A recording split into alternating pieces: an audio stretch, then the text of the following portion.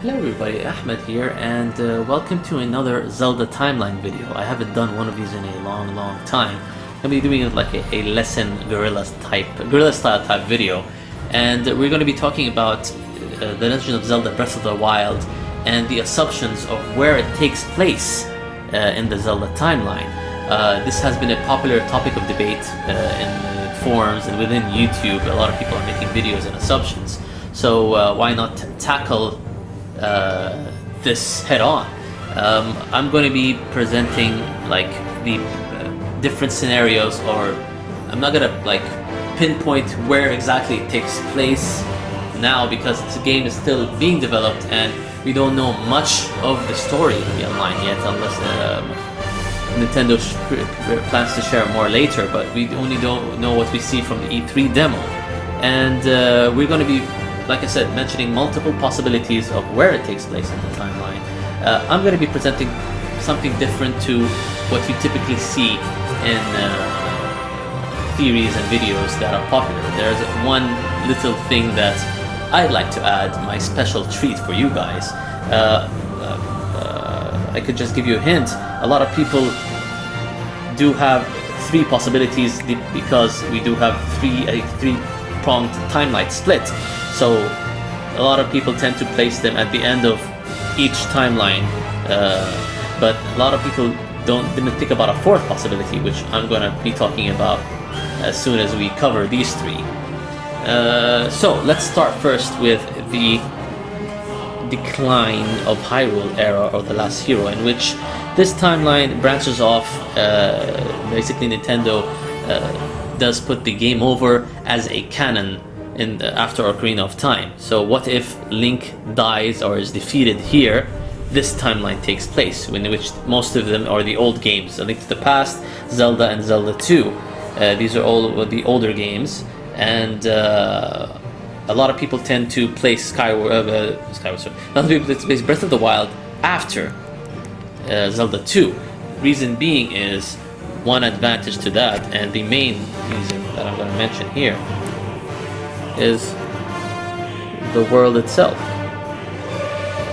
The world of Hyrule in Zelda 2 is in ruin, and we do see that in Breath of the Wild.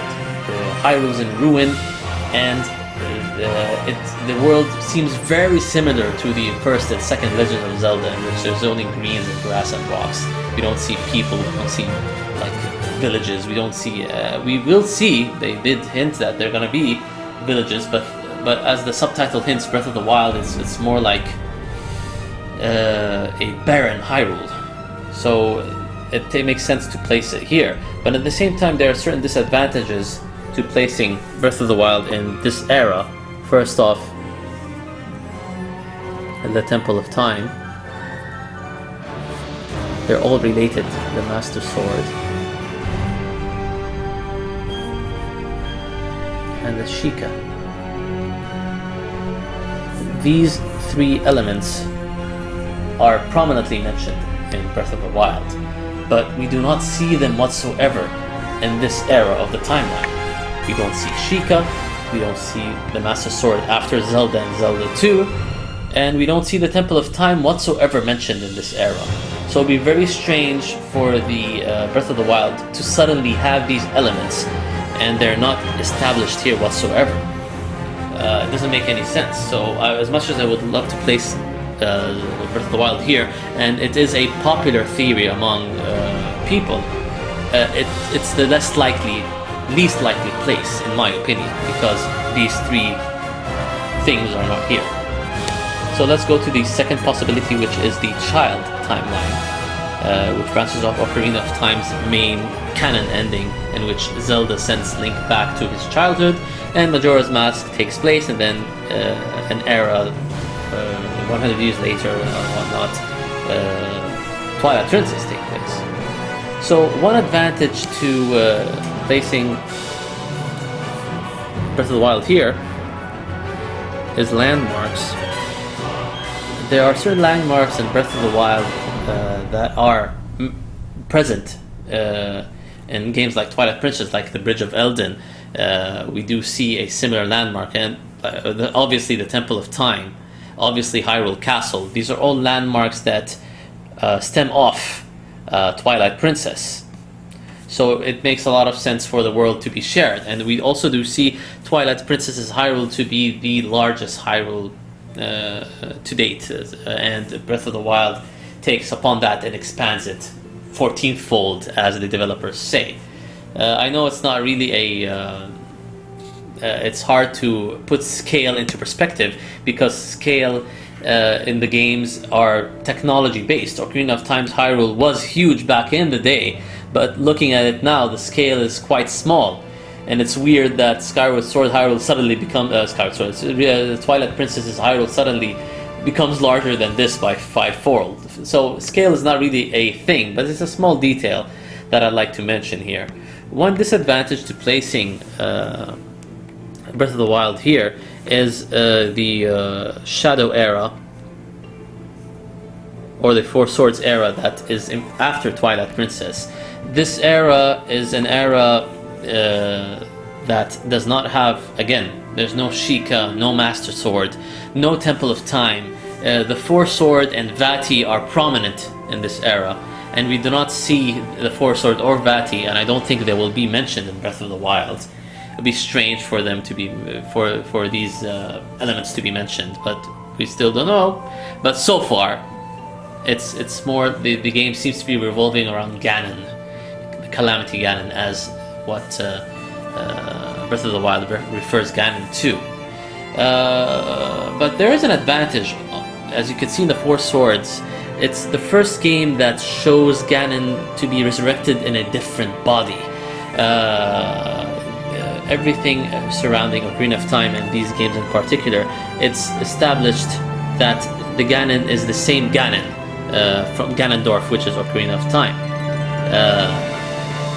This game here is the first game which shows there's an incarnation of Ganon, or resurrection of Ganon, and as well also the Orc of Ages and Seasons. These are not necessarily the same Ganondorf that was present in Ocarina of Time. It's the evil spirit of Ganon, and we do see the origins of the evil spirit, never-ending cycle of reincarnation in Skyward Sword, in which Demise says in his dying breath. So Ganon, the person, is not necessarily Ganon the spirit, or the evil spirit. They can be one and the same in certain games in the era, but in Four Swords Adventures, we see the new Ganon holding the trident, and the evil spirit flows through this new Ganon, who uses Vati as his puppet. So what I want to say is, this is largely related to Breath of the Wild. Why? Because Breath of the Wild has a spirit Ganon, an evil. It's an entity, not a person. The Calamity Ganon, in which it's like a black dark cloud that's revolving around Hyrule in Breath of the Wild. So it makes sense for it to be related to here, because Ganon is like resurrecting and dying and whatnot. So anyway, let's go to the third possibility, in which is the Adult Link era, in which the flood happens and the Wind Waker takes place. So one advantage to placing Breath of the Wild in this era is the Korok race.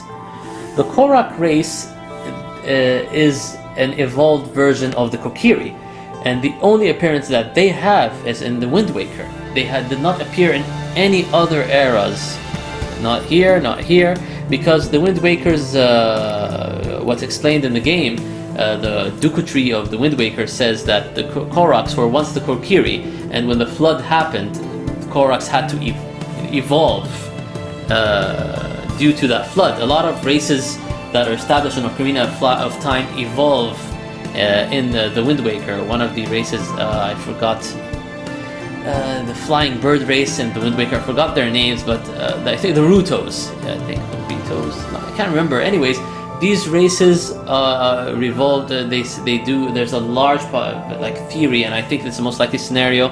And also, this book mentions that they were evolved from the Zora. So the same thing happened from the Koroks, and we do see a lot of Koroks in Breath of the Wild. So it makes a lot of sense for it to be placed in this era because of the race itself. Another advantage is sea salt rocks. These are items prominently present in Breath of the Wild, and a lot of people in grottos and whatnot, in nicks and nooks. So a lot of people jumped into the conclusion in which after Spirit Tracks, the old kingdom of Hyrule, which is underwater and well established underwater in the Wind Waker, is resurrected back to the surface once more. And basically that's why the sea salt rocks are present. One disadvantage that I want to mention is basically, again, I'm gonna say this is a long stretch. I don't know how to say it as like let's say the new Hyrule. That's one point. We do see here in this era a new Hyrule is established, regardless of the old Hyrule taking place underwater. And this new Hyrule has different properties and different enemies and everything is different in this new Hyrule. There's no Temple of Time. The landmarks that we see in Breath of the Wild are not present in this new Hyrule. So we'll have to assume, and this is going to be a long stretch here, if we're going to place Breath of the Wild 100 years after Spirit Tracks, that the old Hyrule comes back up again and it becomes prosperous, because we do see in Breath of the Wild it was once prosperous and then it went into decline once more. The Hyrule here is already in decline. It's underwater. There's no life in this Hyrule. So and we do see hints in the Temple of Time in Breath of the Wild that there were certain robots that were attacking. Everything is frozen in place. So how can this happen when Hyrule is sunk here? And there's no evidence of it being back up in the surface again, unless Nintendo writes it into the origin story. But it'll be a long stretch. It'll be like 100 years for all this to take place is too much. It's too little, I mean. Should take place within 1,000 years, not 100 years. So we have to assume by a long stretch that the old Hyrule is back up to the surface again, then becomes prosperous, and then it becomes under decline, which is the story of Breath of the Wild. So this new Hyrule Era, the continuity, even though there's a very strong evidence that it could be placed here due to the Koroks, there are still like things that should be explained in the origin story, and hopefully if Nintendo puts it here, it makes sense more. Another disadvantage is we do see like if we place we place Breath of the Wild here, the Master Sword. As we know, the last we've seen the Master Sword here in the Wind Waker is underwater, Link stabbing Ganon in the head and Ganon turning into stone. But we do see in the Breath of the Wild trailer that the Master Sword is in a pedestal, it's in a grotto. It seems like it's not in Ganon's head, so there's the continuity here is sort of cut off. Unless, again, Nintendo explains that maybe somebody took the Master Sword and then placed it in a pedestal, took it from Ganon's dead rock body and put it in the pedestal once again. So yeah, it doesn't make sense for it to be placed here. So here's my most likely scenario, and a lot of people don't talk about this much. What if Breath of the Wild takes place pre-split? Takes place in the beginning of the timeline. Not in the origins, but in the pre-split. It makes a lot of sense. For me personally, it's the most likely scenario for Breath of the Wild to be taking place. Let's talk about some advantages of putting it here. One thing is the Calamity Ganon, and the game spells it with a small g, not a capital G. That makes this small detail makes a lot of sense, and it makes a huge difference, because like I said, after Skyward Sword, Demise in his dying breath gives his speech, and there's going to be a reincarnation of evil. And like I said, Ganondorf the person is not necessarily the same as Ganon the evil demon king spirit. They can be one and the same in certain games, but they're not necessarily the same entity. And we do see in Breath of the Wild, Ganon is an entity, not a person.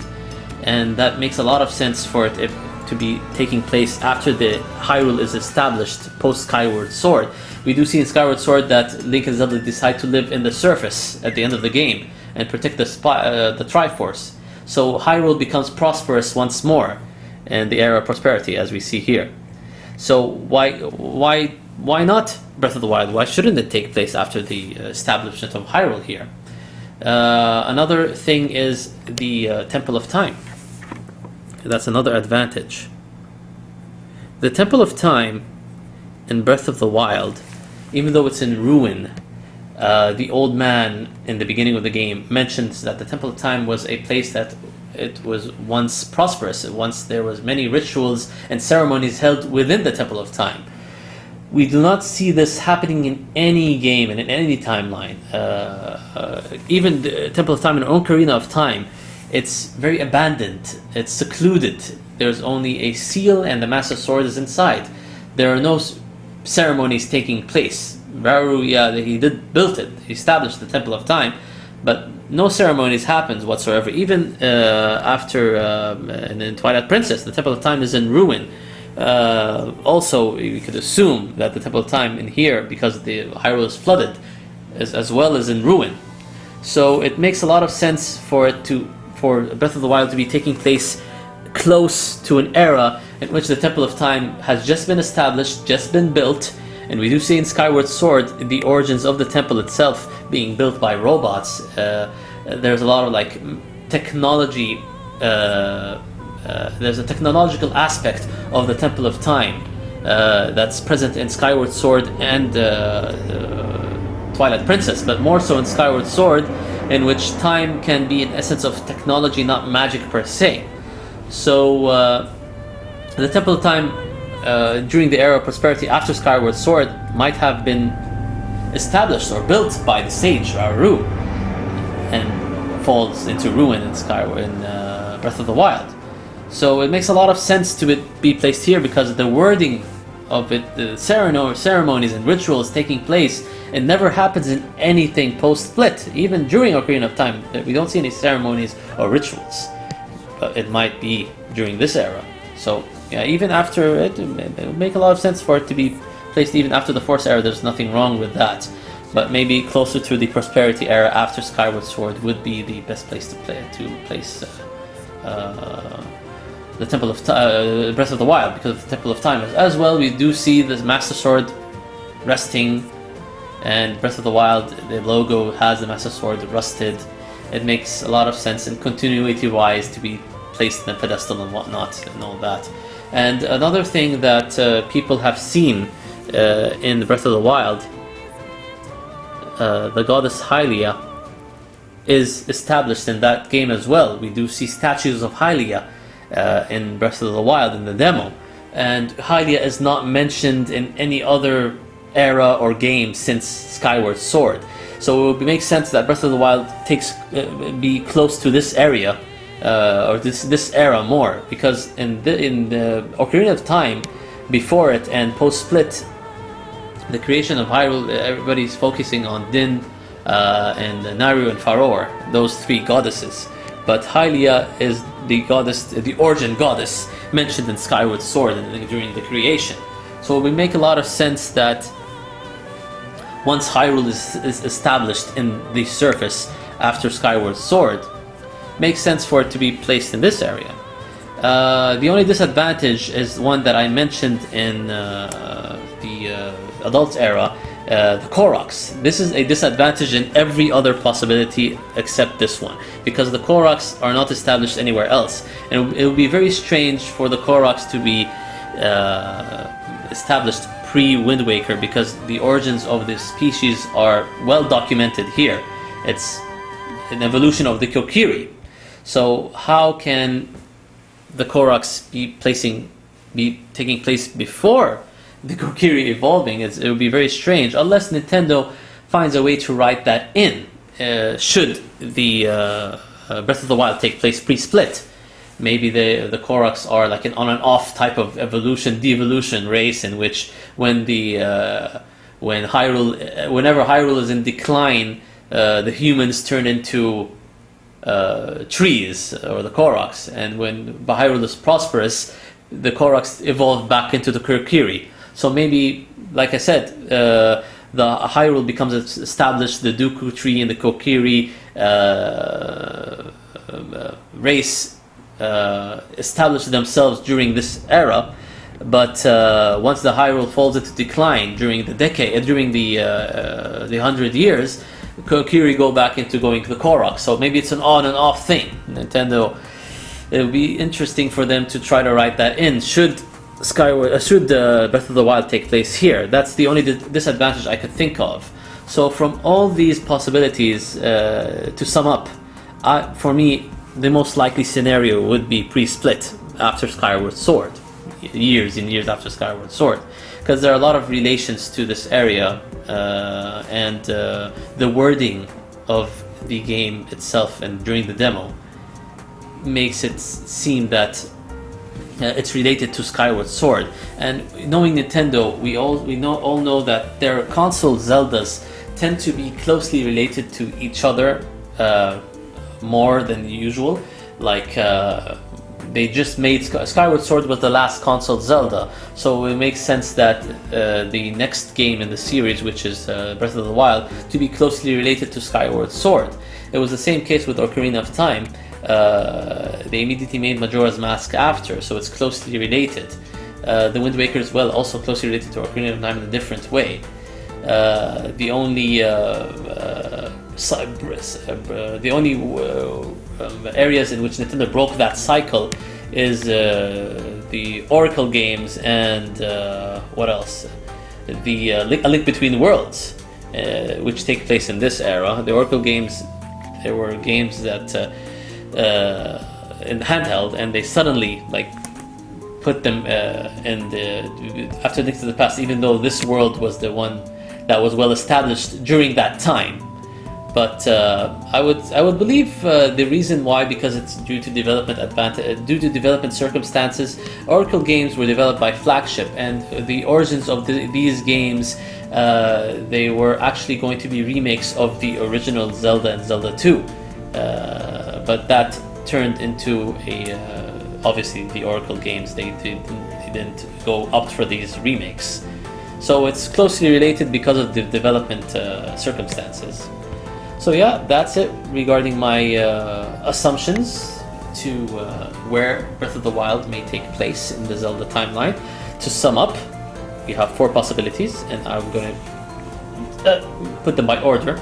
The least likely possibility for me personally is after this era, after Zelda 2, in the Link is Defeated era. The second least likely possibility is this one.